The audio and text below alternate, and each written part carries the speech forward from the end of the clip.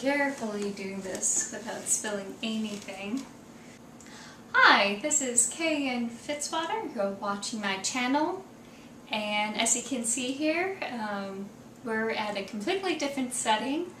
It's because I was not feeling well at all yesterday, and I had to take a break.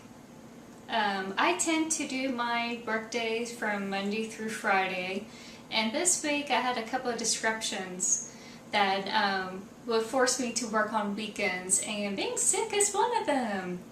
So, yay! This is coffee. Coffee with peppermint mocha.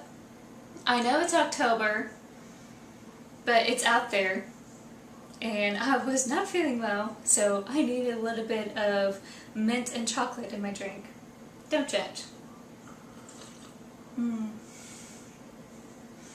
And of course we have here Squeaky. This is one of the locations I tend to write. I sometimes write at my desk. I sometimes write in the living room couch. I love couches. And sometimes I will write outdoors on the patio. And last but not least, I will sometimes write here. And he would do this. He'll calm down eventually. So I'm able to ride around because of this laptop. This is Lenny. Lenny's got some stickers. I love the Marvel movies, even though I like the DC comics. And the reason why I love the Marvel movies is because, well, it started out with Joss Whedon, and I love Buffy the Vampire Slayer and Firefly, and I loved what he had done for the first Avengers, and I wanted to collect all the stickers I can. I'm one of the newer Marvel fans, so I haven't read all the comics, I haven't read all of the backstories, so for now I'm just a movie Marvel fan, and eventually I'll dive into the Marvel comics, but Batman is still my favorite comic book character. Green Arrow is growing on me. Oh, by the way, heard the announcement that Batman and Catwoman are engaged. This is the second time that we have Batman and Catwoman get together in a serious romance. I think it was, I like to say it was the 90s. There was a spin-off where we have the child of Selena Kyle and Bruce Wayne became a superhero. The animation was somewhere between the original animated series Batman and the Batman Forever animation. So that was pulled. I guess people were not ready for them to be hooked up yet. But with the TV movies, not TV movies, the latest Kristen Nolan movies, the Gotham TV series, I think people are ready for them to be a couple. So I'm really happy that they finally are in the comics and it's official. It's not an alternative reality, and I love it. So I'm happy. Hopefully things don't get too crazy at their wedding and things explode, but you never know, you know. So this video is about, the characters told me to do this. This is a translation that I'm willing to do for this video. And I tried to do previous videos on this yesterday, and it did not work out. It's just a big huge ramble. So I'm going to try my best not to ramble too much about this topic, but it might happen. Okay, so here we go. My character told me to do X. For starters, we all know that characters are fictional. They are not alive. We don't actually have these hallucinations that are sitting here with us, telling us to do things. It's nothing like that. It's just a way for someone who is a bit empathic, who's used to walking in someone else's shoes, and I'm trying to say, I understand where their character is coming from, so I'm going to stay true to their personality, their core values, and their choice. And they decided that that choice, based on the character's experience, is a better alternative than what was originally planned or expected in the story. And decide to take that chance and deviate from there. That's part of the intuitive or pantsing. From here on out, I'm just going to say intuitive.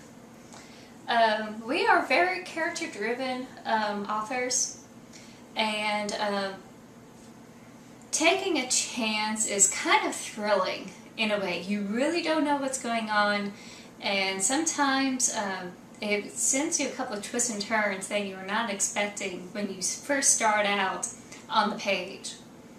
I had 2 or 3 twists and turns just because a character decides to do something that is true to their personality, and the decisions that they do is based on their experience. I decided to go ahead and take that route, and I'm pretty happy with those results. And I'm here to say that it's something that one should try to do in their writing. I think it makes things better for the story. This is kind of a bit biased for me, because I tried the conceptual route and I'm trying to stay true to an outline. It's not a good technique for you if you are rushing or not enjoying the experience. And I enjoy this intuitive writing bit and following, what the character does. How do I handle the character doing this where my general expectation of the story is completely veered off course or slightly altered because of an action that the character had done?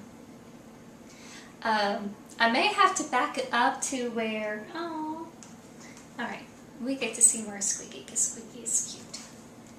He was giving me licks, yes you are. I want to go ahead and back it up to where how important character is.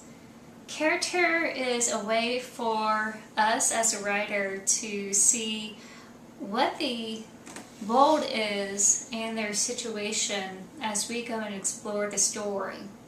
It's a lens. It's not us per se. Just like the reader, we are discovering what's going on around them through their eyes, and they have a certain perspective and take on the world. That's what makes it so interesting. I'm going to use the NCIS as an example because almost everyone I know loves NCIS and knows the characters. So if you don't, it's a really good show, and I recommend watching the earlier ones with Ziva. Ziva's my favorite. So the world is going to be a completely different perspective if you're trying to do it through Ducky's viewpoint compared to Gibbs.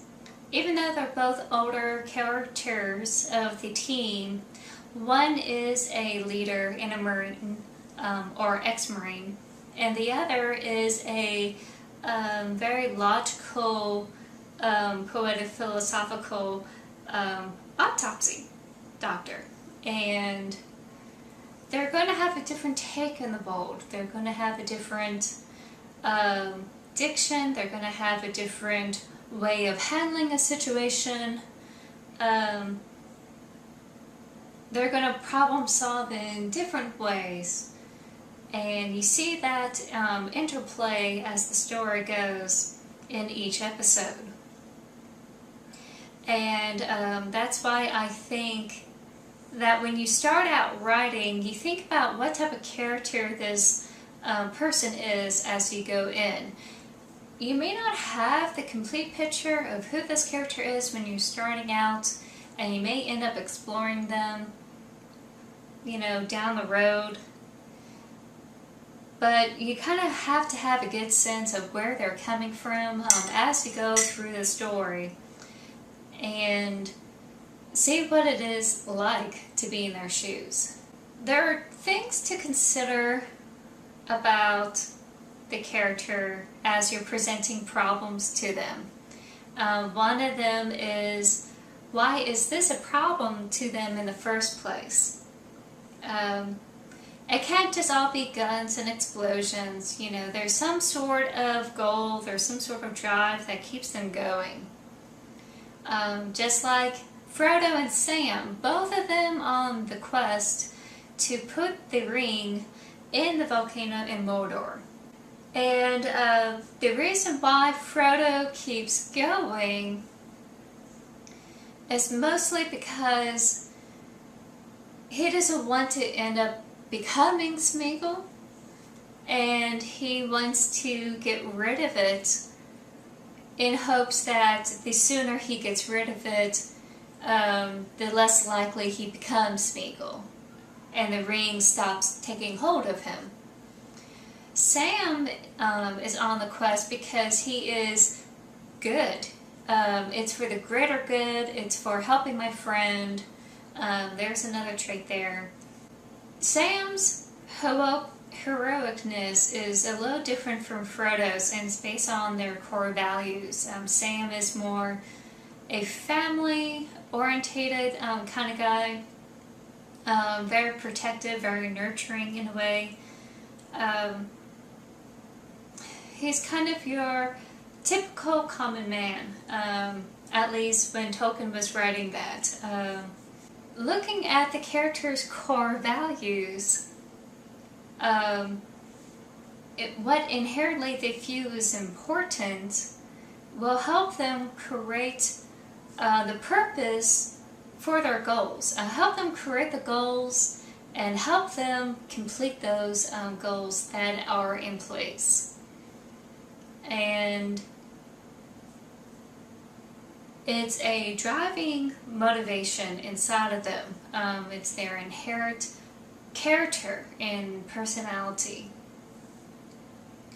And something I always have considered when I do these characters, why this is a problem for them, why they go and try to solve this problem, and how do they go about it within their own set of morality, with their own set of values that may not necessarily be on the scale of good and evil. It may be on a completely different scale. I know in D&D there's like two scales where you have law and chaos and good and evil, and there are different scales that most people go by. Others will go by honor and dishonor, public reputation, self-sufficiency towards self-sacrifice. Everyone has different set of values on that scale. I think it's something that one should really consider when one is writing a character and you decide to present a problem to them. When I put the problem before the character, I also think about how they go about solving the problem. Everyone solves problems differently. Some people will just think it out, they plan ahead. Other people will just dive right in.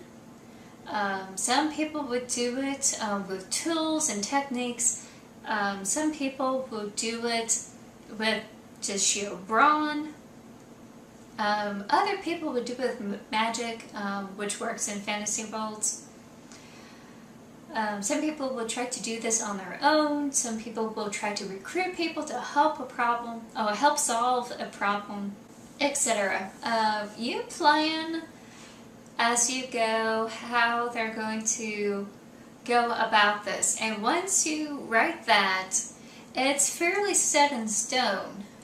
For instance, you have a character that is a problem solver that's not going to just sit around and let things happen for them. They're going to go out and fix it. And they fix it by making a beeline for the person that caused that problem, or the first lead. Like a detective. Let's go with a detective. Probably a detective with magical powers. Let's say this detective with magical powers, instead of going to the person directly that is the lead, they probably will do some sort of ritual or scrying to get better insights of what is occurring. Now I think about it, I think this is Constantine. So let's say it is. And if they aren't able to gather the type of information they could get just from magic alone, they probably will do the next step, is finding this person and talking to this person. If they have plenty of time. So that's one example of how one could do about it. Another way a person can try to solve the problem is doing absolutely nothing. And this may sound absolutely weird, but it's also part of human nature to try to give the person a cold shoulder. This is usually assigned to a feminine attribute. It's very popular in the Jane Austen novels, where a character may purposely ignore the problem or the situation and go about their lives, just letting it simmer, or just simply flat out refuse and not deal with them. So they can do that. And then you have to say, okay, if they're not going to deal with that particular problem, what else they're going to do? And it's got to be more than just busy work. They're going to turn their attention to something that's more pertinent in their life. Usually something is same old until something dramatic occurs. Usually it's an exterior force of nature. You may have to start doing that to them if they decide to do the cold shoulder bit. So this is why you have more than just the main character in the story. So let's say you have the main character, you know that they are going to act as an XYZ manner when you present this particular issue before them, and you're pretty much doing okay as you're throwing obstacle after obstacle. Then they do something dramatically different than what you expected. Probably it's bloodlust, probably because they romance someone that you didn't think they should. Let's see, maybe they decided to get lost. Maybe they are on the brink of death. Sometimes some stories turn just because we as a writer, trying to write as a reader, get a little bit bored and want something a little bit more intense or interesting. Just throwing obstacles for them to fight through, or to have another clue for them to find, gets a little bit repetitive, and it's a nice way to spice things up, where something clicks in your head and you go, you know what, they should probably do this. And you write that down and then you realize, I have no clue where this is going. When that happens, don't panic. Just so I won't drop this. In the middle of my book, it's called The Midpoint, a character did something I thought that they shouldn't do. I have a very idealistic viewpoint about what's right and wrong. And this character, the main protagonist of Doppelganger Crane, it doesn't have the same value set as I do. This is my anti-hero, my first anti-hero. So he did something that I did not approve. It shocked me. And I thought, what the hell am I going to do? It took me a week for me to get over it. But I catalog how I was feeling. This shock, this oh my god moment. I had to use that as a way for me to try to capture that feeling into the story after the event occurred. Of course, the character who had did the thing didn't feel this way, but everyone else reacting to it did, because they have a closer value set towards my value set than this character, so they are able to react the way I kind of did, and I was able to bring that forward. So if you are in a bit of a panic, and if you are reacting to what they have done in your store that you did not expect, go ahead and jot down how you're feeling. Just take a little bit of a note and try to see if there's any characters that are similar to you, and if they hear such news or seen such an action, you are able to use that secondary or tertiary character as your own oh my god voice. That's probably the best way to handle that.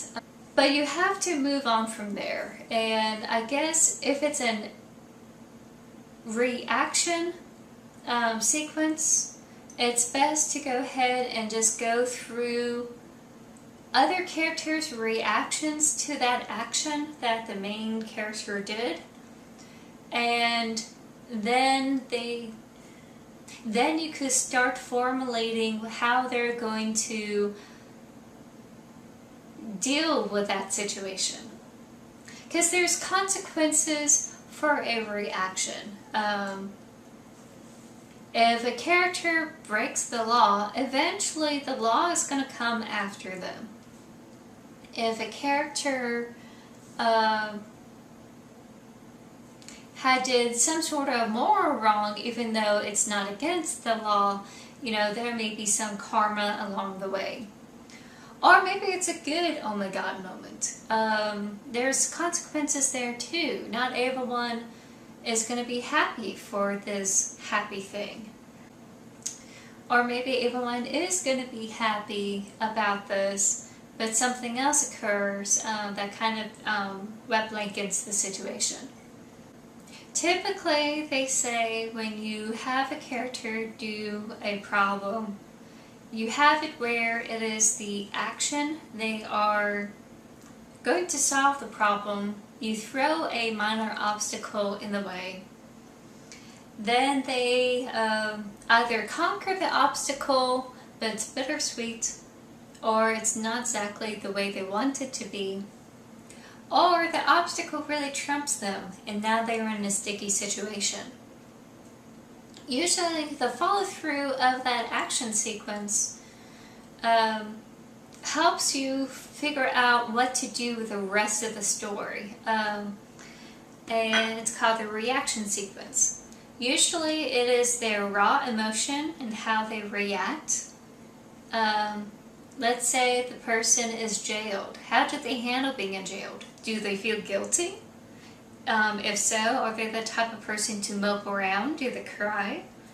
Or what if they're just really angry? You know, I'm not supposed to be here. This is an injustice. Let me out. So that raw emotion can be there. And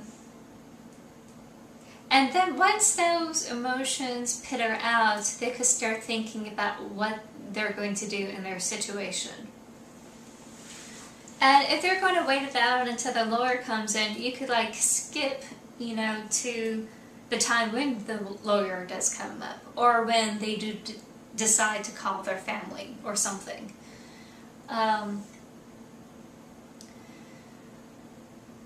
But that's when they start planning, you know, what they're going to do, how they're going to solve their situation.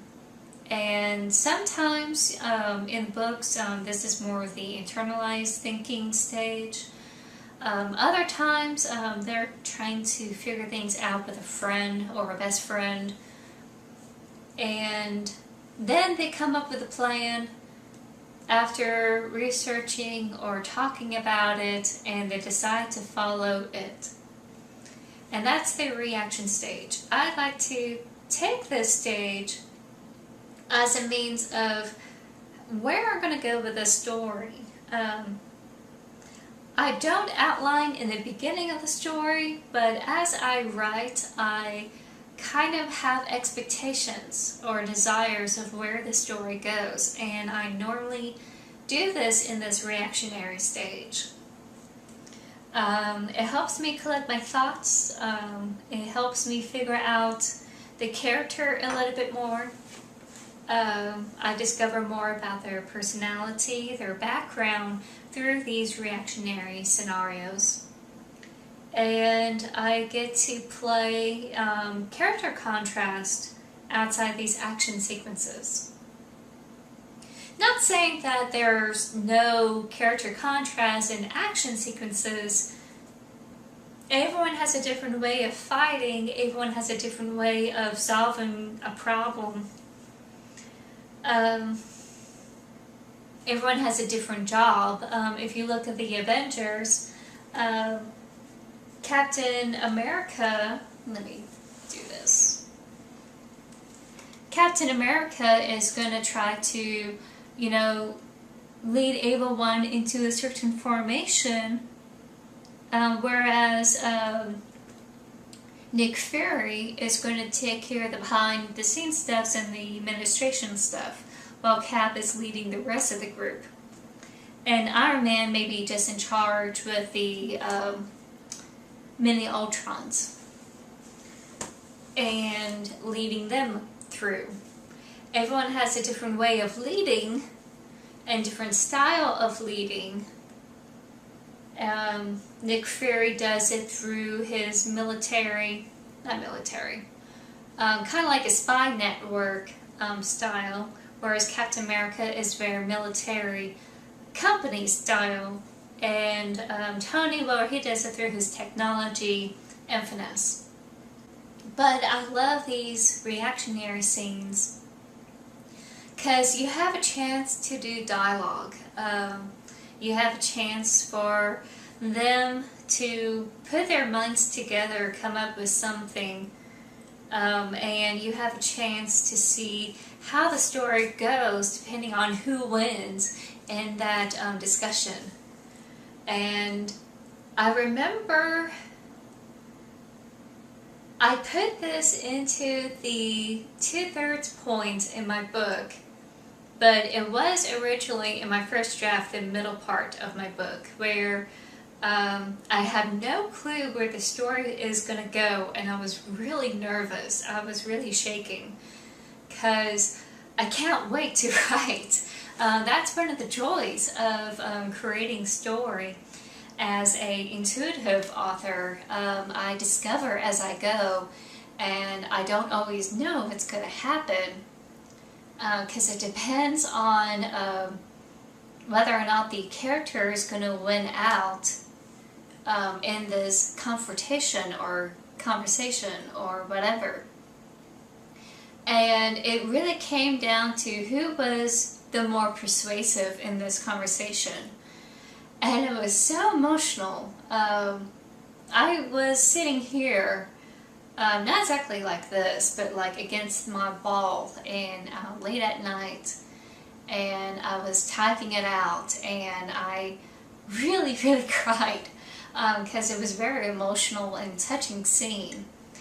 And it was so powerful that I decided that this is going to alter this character's viewpoint and plan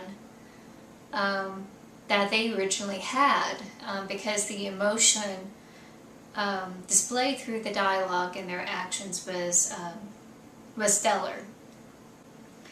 If you are an intuitive writer or a conceptual writer that's going to attempt to do this type of style for a NaNoWriMo or a short story or whatever, you're going to have anxiety sometimes, simply because you don't know what's going to happen, and sometimes if you're emotional like I am, I cry almost about everything. There will be times in your writing where you just kind of start crying or get angry or get really happy, and it's a wonderful experience. It's a way to be in touch with your inner reader.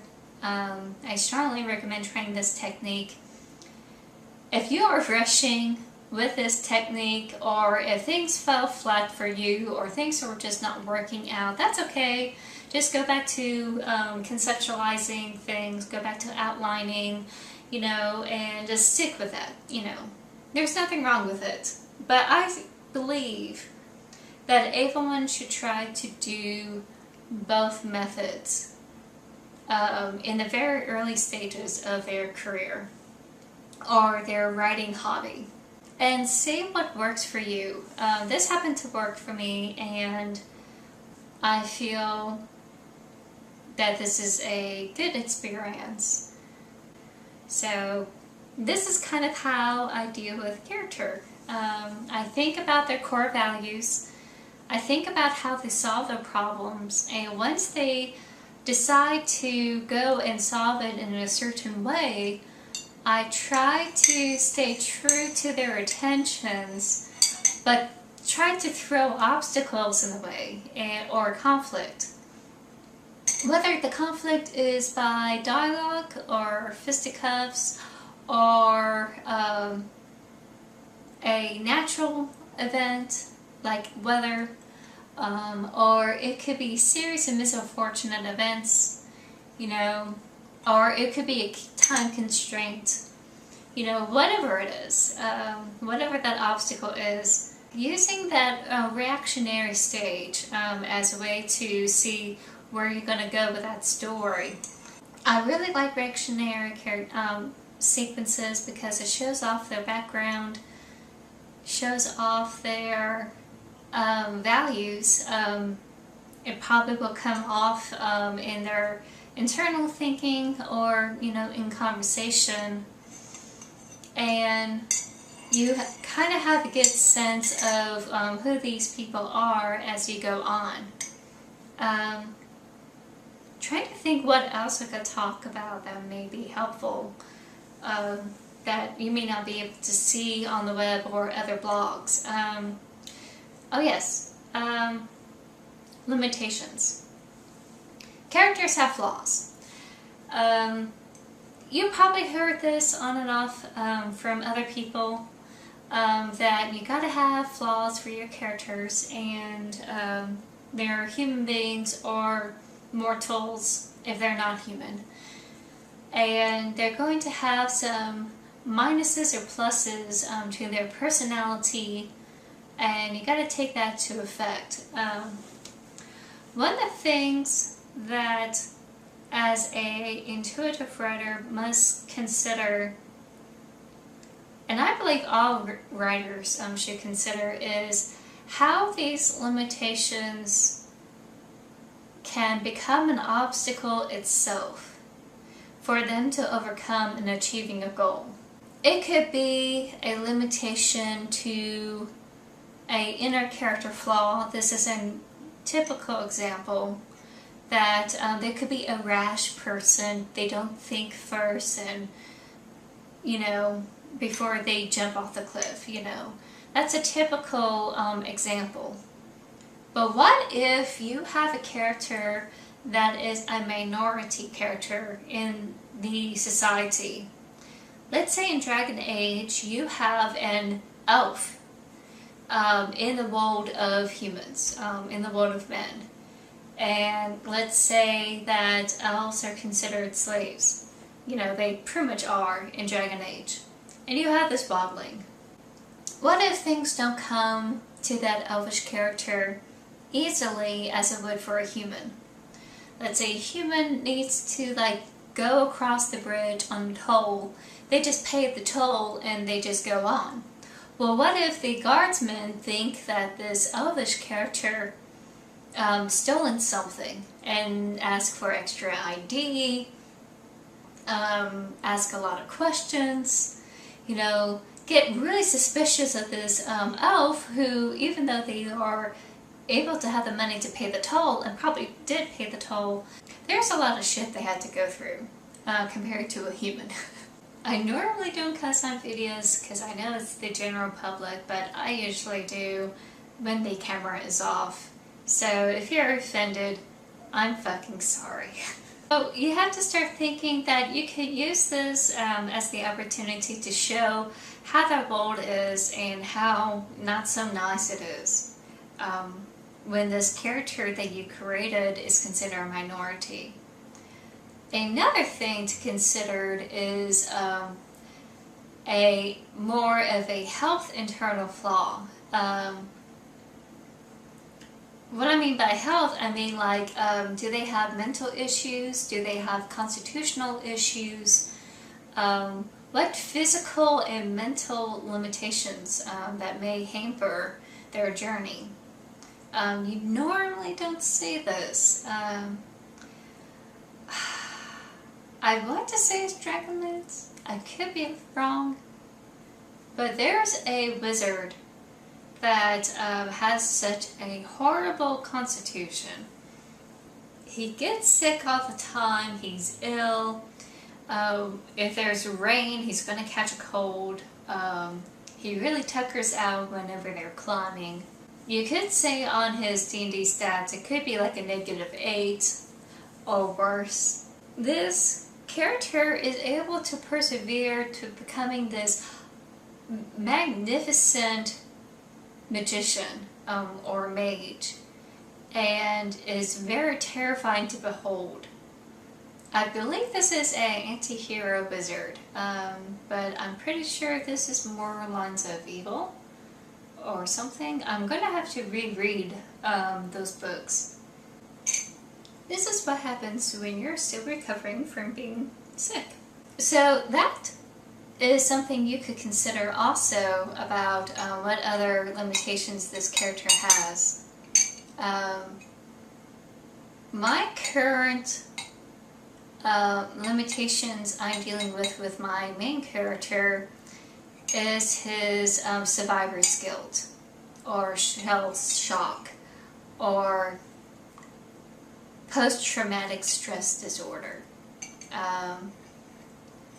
There's a lot of material and there's a lot to research on this, but so I'm hoping that I am as accurate as I can be based on what I have heard from other people and what I had experienced when I had anxieties or stress, and trying to research as much as I can about how debilitating this is. But there's only so much I can do. That's one of the dangers one does in creative works, is that dealing with something that is a quasi-familiar subject and trying to be as accurate as possible. I know this is a fantasy world. I know this is fictional, and some may say that one should try to put something real like survivor's guilt or shell shock into a fantasy context. But I think it's important, especially if the world is a gritty one and you're dealing with really horrific things. And if you have a very strong military theme going on in your story, or a horrific one, I think it's best to consider the horrific implications that can happen to a character suffering through these things. Typically in a Dungeons & Dragons adventure, these people in these companies go and experience all these horrible monsters, and they duke them out in less than a minute, or probably 2 minutes if it's a really long game session.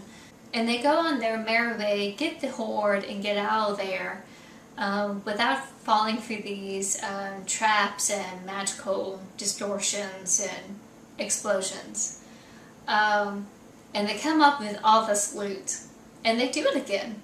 This story was pretty much came off from an idea of what happens when a character has almost all of his party members dead, and he and one other are the sole survivors. I heard this story so many times from my parents that they're the only sole survivor. They had to cut all their party members' fingers so that way they could resurrect them later. And everyone's like, oh, okay, I'm back. And I was thinking about more the real world consequences, in the fantasy world, and trying not to be so game orientated. And I realized that they're going to have issues, at least those that are more susceptible to that trauma and stress. And I decided to do it through this main character. Well, both of these characters, but this main character has a lot more issues. That's one of the limitations you could play with. But you just have to be careful. You have to know what you're playing with and try your best to be as accurate as possible. And all you can do is try to be true to what you think internally is right and accurate. And that's all the best you can do. If someone says that you are wrong,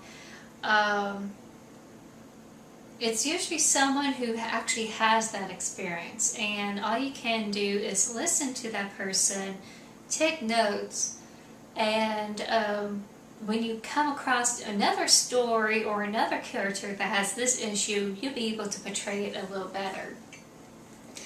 But no one is going to actually know what that's like except for when it actually happens to that person. I think that's why the research is lacking, because not a lot of people who had experienced depression or other mental health is helping, the psychology sciences to become a little bit better.